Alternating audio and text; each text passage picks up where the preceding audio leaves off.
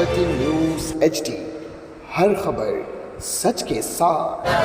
जय हिंद दोस्तों, इस वक्त मैं मौजूद हूँ पवई के इलाके में और इस वक्त आप मेरे साथ जिस शख्स को देख रहे हैं यहाँ पर मौजूद है इस पूरे जो लोकसभा के खासदार यहाँ पर वाइकर सर मौजूद हैं। आइए वाइकर सर से जानते हैं कि आज के इस कार्यक्रम में आकर कैसा फील कर रहे हैं, जबकि आज जन्माष्टमी का मौका है। सर का शेड्यूल काफ़ी बिजी रहा होगा, लेकिन उसके बावजूद भी यहाँ पर मनीष नायर सर के लिए और चंद्रवती मौर्य मैम के लिए यहाँ पर उपस्थित हुए। जानते हैं सर, आज बिजी शेड्यूल होने के बावजूद भी आज आपने समय निकाला, गोविंदा पथकों को देखा, कैसा फील करते हैं आज का त्यौहार?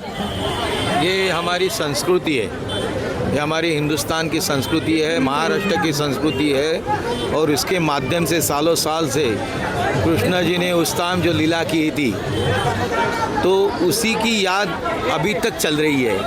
जिस टाइम बचपन में कृष्ण जी ने जो माखन चुराया था, यानी सिंके के ऊपर ऐसा चढ़ के 2-4 जन को पकड़ के उनके जो सहकारी था, तो यही परंपरा आज तक चल रही है। मगर आज के युवक और आज की युवती जो है वो अभी तक 9 माले तक चलती है, 9 थर की अंडी पे चढ़ रही है।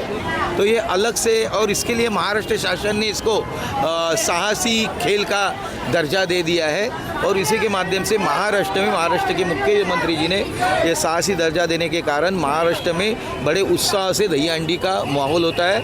उसी प्रकार से पवई की जो हंडी है, ये चंद्रावती मौर्य, मनीष नायर, इन लोग ने काफ़ी सालों से ये कर रहे हैं और वो समाज को आनंद देने का काम है, संस्कृति के माध्यम से आनंद देने का काम है, वो चल रहा है। वाइकर सर जी, एक और ये सवाल जानना चाहेंगे, जिस तरह से यहाँ की जनता ने आप पर भरोसा करके आपको लोकसभा में भेजा है, तो यहाँ के डेवलपमेंट को लेकर क्या प्लानिंग है और किस तरह से इन लोगों को आप जो विश्वास इनका था उस पर कैसे खरे उतरेंगे?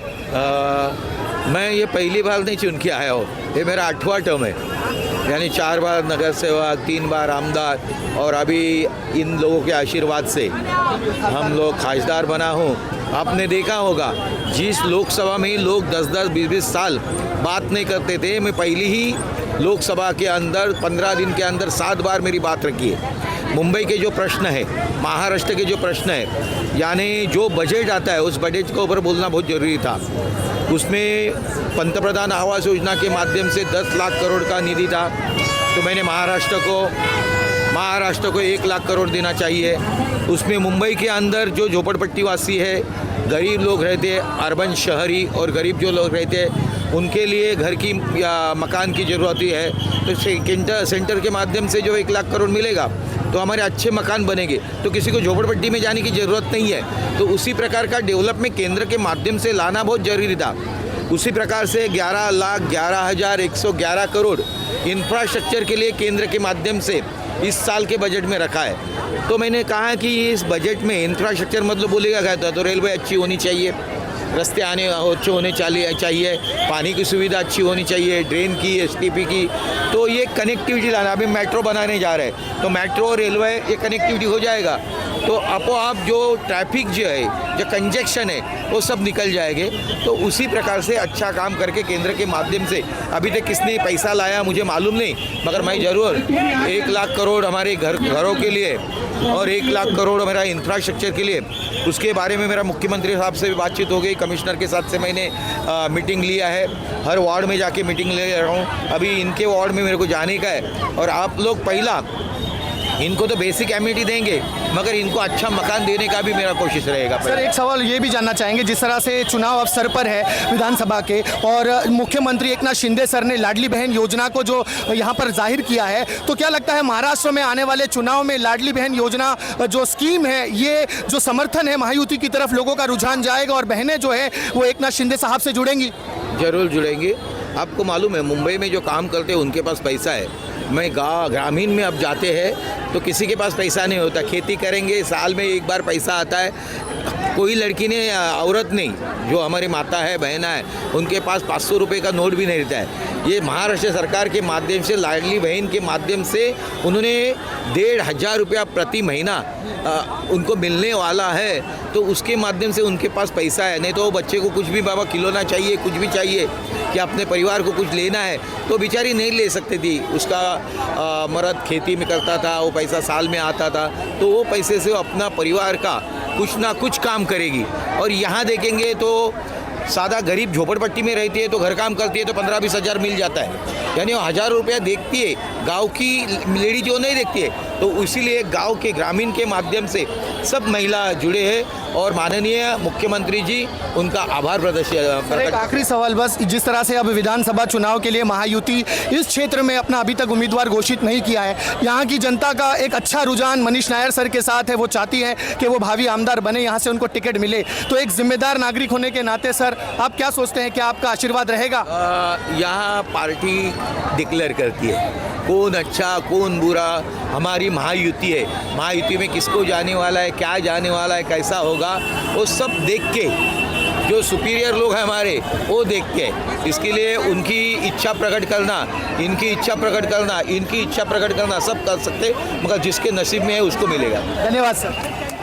जय हिंद दोस्तों, इस वक्त मैं मौजूद हूँ पवई के इलाके में और इस वक्त मेरे साथ जो शख्सियत को आप देख रहे हैं, ये एक ऐसी महिला माजी नगर सेविका है जिन्होंने इस क्षेत्र में डेवलपमेंट को लेकर, विकास को लेकर बहुत सारे काम किए हैं। मैं आपको बता दूं, इस वक्त मेरे साथ चंद्रावती मौर्य मैडम है जो कि माजी नगर सेविका भी है और इसी क्षेत्र से ये जो कि बाजार समिति उद्यान होता है उसकी भी अध्यक्षा रह चुकी है। इनसे जानते हैं कि कितने साल से ये दही हंडी का कार्यक्रम यहाँ पर आयोजित किया जाता है, कहाँ से पतक यहाँ पर आते हैं, गोविंदा यहाँ पर आते हैं, कितने गोविंदा पतक यहाँ पर आते हैं और क्या कुछ होता है, इनसे जानते हैं। मैम सबसे पहले तो बहुत बहुत आपका स्वागत है। मैम जानना चाहेंगे कितने साल हो गए, कितने वर्ष हो गए कि ये कार्यक्रम यहाँ पर आयोजित किया जा रहा है? ये कार्यक्रम 2011-12 से चल रहा है और अब तक भगवान की कृपा से बहुत अच्छी तरह से, इस साल तो बहुत ही बढ़िया हुआ है क्योंकि हर साल शाम तक 50-60 तक होता था, बट यहाँ इस बार यहाँ पे शाम में 70 तक क्रॉस कर दिया था, तो अभी आसपास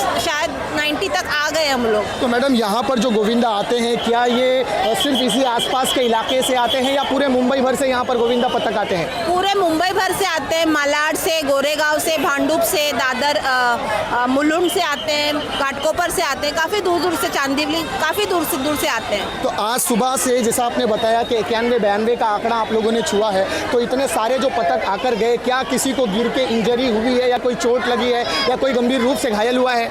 नहीं, अभी तक तो कोई गंभीर रूप से घायल नहीं हुआ, थोड़ी सी मामूली खरोच आई होगी, बट अभी तक ऐसी कोई बड़ी ये नहीं हुई, दुर्घटना नहीं हुई। और इसके अलावा जिस तरह से आप लोग ने ये कार्यक्रम सजाया है, कितना समय लगता है? क्या 1 दिन या 2 दिन के अंदर ये पूरा मामला सेट हो जाता है या इसके पीछे काफ़ी लंबी मेहनत होती है आप लोगों की? हम इसकी तैयारी पूरे महीने भर से कर रहे थे। अच्छा, और मैडम क्या आप लोगों के साथ कौन कौन से लोग हैं? क्या आपके पार्टी के पदाधिकारी या आपकी संस्था से जुड़े लोग, वो लोग आपका समर्थन करते हैं इस कार्यक्रम को अच्छी तरीके से समाप्ति की ओर ले जाने में? अब आप देख रहे हो जिस हिसाब से भीड़ है यहाँ पे, सिर्फ एक पक्ष का नहीं, सभी लोग हमारे साथ हैं।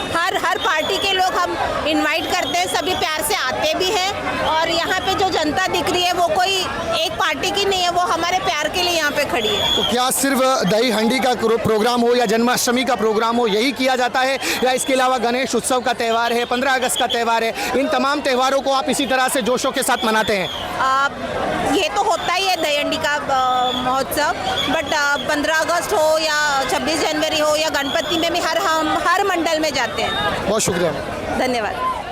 दोस्तों इस वक्त मेरे साथ मौजूद हैं मनीष नायर सर और आप देख सकते हैं विधानसभा संगठक के ये जो मेन है और इनसे जानते हैं कि इस पूरे कार्यक्रम को रखने के पीछे जो सबसे अहम रोल और जो सबसे अहम किरदार है वो मनीष नायर सर का होता है। मनीष नायर सर एक ऐसी शख्सियत है जो समाजी कार्य हो या सियासी कार्य हो, हर कार्य के अंदर, खेल का मैदान ही क्यों ना हो, हर कार्य के अंदर मनीष सर यहाँ के बच्चों का, यहाँ की महिलाओं का, यहाँ के युवाओं का प्रोत्साहन बढ़ाने में हर समय आगे रहते हैं, शीर्ष पर रहते हैं। इनसे जानते हैं मनीष सर, ये जो कार्यक्रम है ये कितने वर्षों से किया जा रहा है और कहाँ से गोविंदा पतक इस कार्यक्रम में आते हैं? ये कम से कम 12 साल हो गया होगा स्टार्ट किया। मैं जब से वार्ड में आया हूँ तब से मैंने ये स्टार्ट किया है, 12 साल हो गया होगा। तो 12 साल? 12 नहीं, उससे ज़्यादा हो।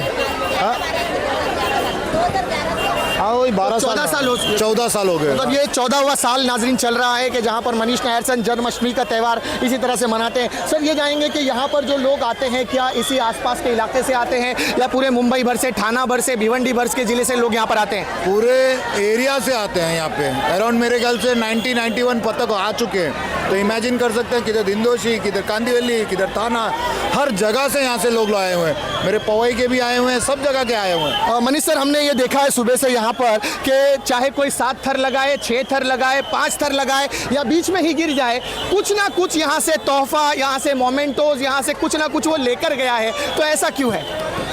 वो बच्चे जो खुशी रहती ना, वो खुशी नहीं खराब होना चाहिए, उसके लिए उनको मोमेंटो दिया जाता है, मतलब खुशी खुशी जावे, यही मेरी इच्छा रहती है। और जिस तरह से आपने इस पूरे क्षेत्र के अंदर 3 कामों के बारे में मैंने सुना है, जो आपने प्रपोजल डाला था कि यहाँ पर एक शमशान भूमि होनी चाहिए। प्रपोजल डाला वो सैंक्शन हो चुका है। नहीं, मैं वही उसी पर आ रहा था कि आपने जो डाला था, अब जो वो सैंक्शन हो गया है, तो उसको किस तरह से आप देख रहे हैं, कितनी खुशी है उस पर?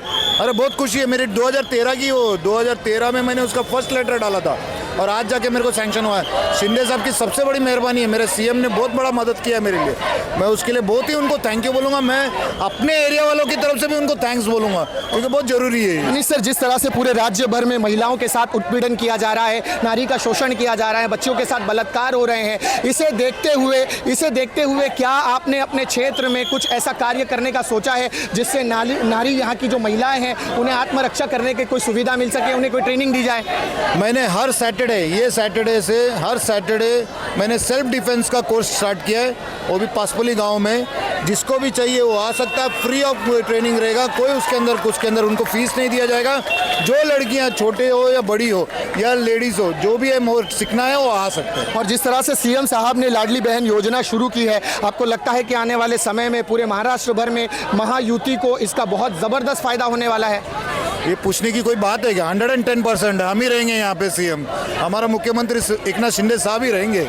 चलिए, ये थे नाज़रीन मनीष नायर सर। नाज़रीन, ये कोई छोटा नाम नहीं है, मैं आपको बता दूं, इस पूरे क्षेत्र के अंदर आप देख सकते हैं इन्होंने बहुत बड़े बड़े कार्य किए हैं, चाहे यहाँ की नारी की सुरक्षा को लेकर किया हो, यहाँ के शमशान भूमि को लेकर किया हो, यहाँ के रोड के डेवलपमेंट को लेकर काम किया हो, और साथ ही साथ यहाँ के जो युवा हैं उन युवाओं को खेल के मैदान में, क्रिकेट हो, फुटबॉल हो, वॉलीबॉल हो, उन सारे क्षेत्र के अंदर बच्चों की हमेशा मदद करते हैं, उनको फाइनेंस करते हैं ताकि वो बेहतर तरीके से उन कार्यक्रमों का आयोजन कर सके और उन बच्चों का मार्गदर्शक भी बनते हैं। नाज़रीन, इसी तरह की खबरों के लिए हमारे चैनल को सब्सक्राइब करें। मैं सिराज शेख, हिंदुस्तान डेली से फिर मिलूंगा किसी अगली खबर के साथ, तब तक के लिए जय हिंद।